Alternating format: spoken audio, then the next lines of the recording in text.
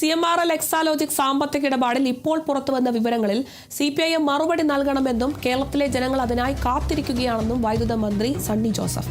മുഖ്യമന്ത്രിയുടെ മകൾ വീണ വിജയൻ ഒരു രാഷ്ട്രീയ നേതാവല്ലെന്നും അതിനാൽ തന്നെ ഇത് രാഷ്ട്രീയ വേട്ടയാടലായി ചിത്രീകരിക്കുന്നതിൽ അർത്ഥമില്ലെന്നും അദ്ദേഹം പറഞ്ഞു. ഒരു കേന്ദ്ര ഏജൻസിയാണ് അന്വേഷണം നടത്തിയത്. സംസ്ഥാന സർക്കാരിന് അതിൽ യാതൊരു അറിവുമില്ല. എൻഫോഴ്സ്മെന്റ് ഡയറക്ടറേറ്റ് പുറത്തുവിട്ട വിവരങ്ങൾ കോൺഗ്രസിന്റെ ഇതുവരെയുള്ള ആരോപണങ്ങളെ ശരിവെക്കുന്നതാണെന്നും അദ്ദേഹം പറഞ്ഞു. EDയുടെ പത്രക്കുറിപ്പ് നമ്മളെല്ലാവരും കണ്ടു. അതിൽ ഇതുവരെയുള്ള അന്വേഷണത്തെ ബലപ്പെടുത്തുന്നതും ആക്ഷേപങ്ങളെ ശരിവെക്കുന്നതുമായ ചില കാര്യങ്ങളാണ് ED ഔദ്യോഗികമായിട്ടുള്ള ഒരു പത്രക്കുറിപ്പിലൂടെ വ്യക്തമാക്കിയിട്ടുള്ളത്. അതിന് CPM ഉത്തരം പറഞ്ഞിട്ടില്ല. അതിനാണ് ഉത്തരം കേരളത്തിലെ ജനങ്ങൾ പ്രതീക്ഷിക്കുന്നത്. ഇതിലെ കേരള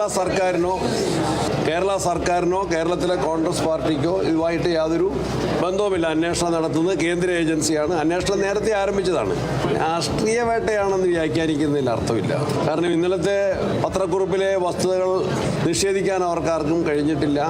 വീണ വിജയൻ അങ്ങനെ ഒരു രാഷ്ട്രീയ നേതാവല്ലല്ലോ. മുഖ്യമന്ത്രിയുടെ മകളെന്ന നിലയിൽ അവർക്ക് ലഭിച്ചിട്ടുള്ള ആനുകൂല്യങ്ങളാണ്, അല്ലെങ്കിൽ നിയമവിരുദ്ധമായിട്ടുള്ള സമ്പാദ്യങ്ങളാണ് ഇന്നലത്തെയൊക്കെ EDയുടെ പ്രസ്താവനയിൽ നിന്ന് മറനീക്കി ഒളിച്ചത് വരുന്നത്.